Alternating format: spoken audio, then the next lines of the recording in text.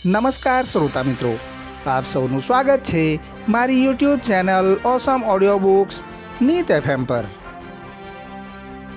આપના માટે શ્રાદ્ધ પક્ષ નિમિત્તે પ્રસ્તુત છે ઓડિયો બુક પિતૃઓ આપણા અદૃશ્ય સહાયકો। પિતૃઓને આપણા અદૃશ્ય સહાયકો એટલા માટે માનવામાં આવે છે કે જ્યારે ઘરમાં કોઈ વૃદ્ધ વ્યક્તિનું મૃત્યુ થાય ત્યારે તે પિતૃદેવ રૂપ ધારણ કરીને પોતાના વંશજોની રક્ષા કરે છે। હિન્દુ ધર્મમાં એવું માનવામાં આવે છે કે પિતૃઓના આશીર્વાદથી વ્યક્તિના જીવનમાં સુખ, સમૃદ્ધિ અને સારા પરિણામો આવે છે અને પિતૃઓની કૃપા ન મળી શકવાથી જીવનમાં વિઘ્ન, અસંતુલન અને મુશ્કેલીઓ આવે છે। આ ધરતી પર દ્રશ્ય જગત પોતાની રીતે એક પરિપૂર્ણ સંસાર છે। મનુષ્યોની પોતાની દુનિયા, સમાજ વ્યવસ્થા, રીતિ રિવાજો અને દિનચર્યા છે। એવી જ રીતે જળચરોની, કૃમિ કીટકોની, વન્ય પશુઓની, પક્ષીઓની, ધૂળમાં રહેતા જીવાણુઓની, વાયરસ બેક્ટેરિયાઓની પણ પોતપોતાની એક દુનિયા હોય છે। બિલકુલ એવી જ રીતે અદૃશ્ય લોકમાં સૂક્ષ્મ જીવધારીઓની એક અનોખી દુનિયા છે। શરીર છોડ્યા પછી નવો જન્મ મળવાની સ્થિતિ આવે ત્યાં સુધી મનુષ્યોએ આ ક્ષેત્રમાં રહેવું પડે છે। મહાભારતના યુદ્ધમાં જ્યારે અર્જુન પોતાની સામે પોતાના સગા સંબંધીઓ, ગુરુઓને જુએ છે ત્યારે મૂંઝવણ અનુભવે છે। તે વખતે કૃષ્ણ ભગવાને પણ ગીતા જ્ઞાન આપતી વખતે અર્જુનને કહ્યું છે કે હે અર્જુન, આત્મા અવિનાશી છે, આત્માનો ક્યારેય નાશ થતો નથી। આમ જ્યારે પરિવારના પૂર્વજોમાંથી કોઈકનું મૃત્યુ થાય છે તો એવી દિવ્ય આત્માઓને પિતૃઓ તરીકે ઓળખવામાં આવે છે। પિતૃઓ વાસ્તવમાં દેવતાઓથી જુદા પરંતુ સામાન્ય મનુષ્યથી ઉચ્ચ શ્રેણીના શ્રેષ્ઠ આત્માઓ છે। તેઓ અશરીરી હોય છે, સૂક્ષ્મરૂપી હોય છે। દેહધારીઓ સાથે સંપર્ક કરવાની તેમની કેટલીક મર્યાદાઓ હોય છે, પરંતુ ઉપયુક્ત મનોભૂમિ તથા વ્યક્તિત્વ જોઈને જ પોતાની હાજરી પ્રકટ કરે છે અને સત્પરામર્શ, સહયોગ, સહાયતા તથા માર્ગદર્શન આપે છે। ઇંગ્લેન્ડના પ્રસિદ્ધ લેખક શ્રી C.W. લેડવિટરે તેમના પુસ્તક ઇનવિઝિબલ હેલ્પર્સમાં વિશ્વના વિભિન્ન સમુદાયોમાં પ્રચલિત પિતૃઓ સંબંધી ધારણાઓનું વિવરણ રજૂ કરીને એ સ્પષ્ટ કર્યું છે કે પ્રાચીન યુનાની અને રોમન સભ્યતામાં આવી આસ્થાઓ ધૂંધળી અને અસ્પષ્ટ ધારણાઓના રૂપમાં હતી, તો સાથે ઇજિપ્ત તથા ચીનની સાંસ્કૃતિક આસ્થાઓમાં પિતૃઓ સંબંધિત વિસ્તૃત કથાઓ તથા કર્મકાંડો જોવા મળે છે। ઇજિપ્તની સભ્યતાના ધર્મગ્રંથોનો સાર ધ બુક ઓફ ડેડ નામના ગ્રંથમાં સંગ્રહિત છે। તેમાં પિતૃઓની પ્રવૃત્તિ તથા તેમના દ્વારા કરવામાં આવેલી સહાયતાની અનેક ઘટનાઓ વિસ્તારથી આપવામાં આવેલી છે, પરંતુ પિતૃઓની પ્રવૃત્તિઓનું નિરૂપણ કરતા નિયમો તથા પ્રક્રિયાઓ સ્પષ્ટ રૂપમાં આપવામાં આવ્યા નથી। શ્રી લેડવિટરે પોતાના પુસ્તકમાં કહ્યું છે કે હિન્દુઓમાં શ્રાદ્ધની જે પ્રક્રિયા જોવા મળે છે તથા તે અંગેનું જે વિવરણ છે તે સૌથી પ્રામાણિક તથા વૈજ્ઞાનિક છે, પરંતુ આજે તે માત્ર કર્મકાંડના રૂપમાં જ રહેલું છે અને પરંપરાગત રીતિરિવાજ બની ગયું છે। તેની પાછળ રહેલા તત્વજ્ઞાનને મોટાભાગના હિન્દુઓ ભૂલી ગયા છે। આથી જ તો તેઓ પોતે તે પ્રક્રિયા દ્વારા પિતૃઓ પાસેથી યોગ્ય અને પૂરતા લાભો મેળવી શકતા નથી। એનું એક કારણ એ પણ છે કે આજના આધુનિક યુગમાં આ બધી બાબતોને લોકો બાહ્ય આડંબર ગણીને તેનાથી દૂર જઈ રહ્યા છે। માટે જ અત્રે કેટલીક મહત્વપૂર્ણ બાબતો અને હકીકતો રજૂ કરવી જરૂરી થઈ પડે છે। વૈજ્ઞાનિકોના મતાનુસાર સૂક્ષ્મ શરીરધારીઓમાં ઓક્ટોપ્લાઝ્મા નામનું એક સૂક્ષ્મ દ્રવ્ય હોય છે, જે પદાર્થના ચોથા પરિમાણથી ઉપરની સ્થિતિ છે। સંભવતઃ જીવાત્મા તેનો જ ઉપયોગ કરીને ભૌતિક આકાર ગ્રહણ કરે છે। અનેક ઉદાહરણોથી તે સાબિત થયું છે। તેને પર્સોનિફિકેશન નામ આપવામાં આવ્યું છે તથા પરામનોવૈજ્ઞાનિકો તેની પર સંશોધનો હજુ પણ કરી રહ્યા છે।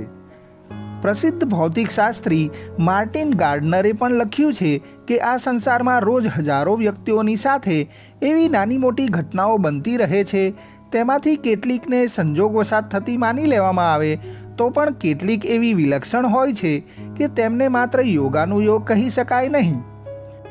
વ્યક્તિના શવ સંસ્કાર સંપન્ન થયા પછી આ આત્મા તેના મરણ પછીના સમયમાં પિતૃના રૂપમાં ક્રિયાશીલ રહે છે અને પોતાની આત્મોન્નતિ માટે પ્રયાસ કરતા રહેવાની સાથે આ પૃથ્વી પ્રત્યે રાગાત્મક સંબંધ રાખવાને કારણે અહીં પણ પોતાના સ્વજનો અથવા સત્પાત્રોના આત્માની ઉન્નતિમાં મદદ કરવા માટે હંમેશા તત્પર રહે છે. પિતૃઓ સાથે સંપર્ક કરવાથી વ્યક્તિને હંમેશા લાભ જ થાય છે, કશું નુકસાન થતું નથી. મનુષ્ય આ જ લોક તથા આ શરીરને જ સર્વસ્વ માની બેસે છે અને તાત્કાલિક સુખોપભોગ માટે દૂરવર્તી ભવિષ્યને અંધકારમય બનાવવામાં લાગેલો રહે છે. તેનું એક કારણ પરલોક અંગેનું મરણોત્તર જીવન વિશેનું તેનું અજ્ઞાન પણ છે. જો ઊંડાણથી અને ગંભીરતાથી થોડોક વિચાર કરવામાં આવે કે મર્યા પછી પણ આપણું શરીર જળવાઈ રહેશે અને તે સ્થિતિમાં તેના શુભ અશુભ વિચારો તથા કાર્યો જ સુખ કે દુઃખનો આધાર હશે, તો ચોક્કસપણે મનુષ્ય પોતાના પગ ઉપર કુહાડો મારતા અટકશે અને સન્માર્ગ પર ચાલવાનો તેનો ઉત્સાહ વધશે. પરલોક અંગેના જ્ઞાન અને વિશ્વાસના પ્રભાવથી મનુષ્યના દૃષ્ટિકોણ તથા આચરણને પરિષ્કૃત કરવામાં મદદ મળે છે. આ દ્રષ્ટિથી અશરીરી આત્માઓ અવારનવાર લોકોને પોતાનો પરિચય આપતા રહે છે, સાથે સમયે સમયે તેમને એવી મદદ પણ કરતા રહે છે જેનાથી પરોક્ષ જીવન પ્રત્યે સર્વસાધારણની નિષ્ઠાનો વિકાસ થઈ શકે. ક્યારેક ક્યારેક અદૃશ્ય આત્માઓ પોતાના અસ્તિત્વનો પરચો આપીને નીતિ સદાચારનું પ્રતિપાદન કરીને આસ્તિકતાવાદી માન્યતાને મજબૂત બનાવે છે, ત્યારે કર્મફળની પ્રતિક્રિયાનો સિદ્ધાંત સાચો જણાય છે. એ એક સત્ય હકીકત છે કે અશરીરી આત્માઓ સાથે સંબંધ સ્થાપી શકાય છે અને તેમનો સહયોગ મેળવી શકાય છે. વિકસિત અધચેતના ધરાવતી વ્યક્તિઓ જ એમાં સફળ થાય છે. અદૃશ્ય આત્માઓ સાથે સંબંધ સ્થાપવાની વિધિનું વિશ્લેષણ કરતા એમા હાર્ડીઝે પોતાના પુસ્તક પાઇન અમેરિકન સ્પિરિચ્યુઆલિઝમમાં લખ્યું છે કે મનનું કાર્યક્ષેત્ર માત્ર ઈચ્છા, કલ્પના અને નિર્ણય કરવા સુધી જ સીમિત નથી. તેમાં કેટલીક વિલક્ષણ શક્તિઓ પણ રહેલી છે. તેનાથી બીજાઓને પ્રભાવિત કરી શકાય છે. બીજાઓનો અર્થ પદાર્થ પણ છે અને ચેતના પણ છે. અતિન્દ્રિય વૈજ્ઞાનિકો આ શક્તિને સાયકોકાઇનેસિસ કહે છે. આ વિષયમાં ચાલી રહેલું સંશોધન દર્શાવે છે કે મનુષ્યની ચેતના દ્વારા પદાર્થોને જ નહીં પરંતુ અશરીરી આત્માઓને પણ પ્રભાવિત કરી શકાય છે અને તેમનો સહયોગ પ્રાપ્ત કરી શકાય છે. શરીર ન હોવા છતાં આત્માનું અસ્તિત્વ ટકી રહે છે. મૃત્યુ અને જન્મની વચ્ચે એવી જ સ્થિતિ રહે છે. સમાજમાં મોટે ભાગે એવો ભ્રમ ફેલાયેલો છે કે મર્યા પછી દરેક જણ ભૂત પ્રેત બને છે અને તેઓ જેના સંપર્કમાં આવે છે તેને ડરાવવા કે દુઃખ દેવાનું જ કામ કરે છે. જો કે એવા થોડા ઘણા આત્માઓ હોય છે, તેઓ મોટે ભાગે હલકી કક્ષાના હોય છે અને વિક્ષોભગ્રસ્ત દશામાં મર્યા હોય છે. આનાથી ઉલટું એવા દિવંગત પુણ્યાત્માઓ પણ હોય છે જેઓ જીવતે જીવતો સદ્ભાવપૂર્વક ઉદારતાથી બીજાઓની સેવા કરતા હતા, પરંતુ મર્યા પછી પણ એ જ રીતે મદદ કરતા રહે છે. આ જગતમાં સૂક્ષ્મ રૂપે વિચરણ કરતા આત્માઓ હંમેશા સહયોગ કરતા રહે છે. જ્યારે મનુષ્યના પ્રયત્નો, પુરુષાર્થ તથા શક્તિ તેમને બચાવવામાં અસમર્થ નીવડે છે, ત્યારે અંતઃકરણમાં દિવ્ય પ્રેરણા રૂપે અદૃશ્ય આત્માઓની અનુકંપા વરસતી જોવા મળે છે. એ દિવ્ય શક્તિઓની પરોક્ષ પ્રેરણા અંતઃકરણની સ્ફૂર્ણાના રૂપમાં જોવા મળે છે. ક્યારેક તો તેઓ પ્રત્યક્ષ રીતે પણ લોકોને મદદ કરે છે.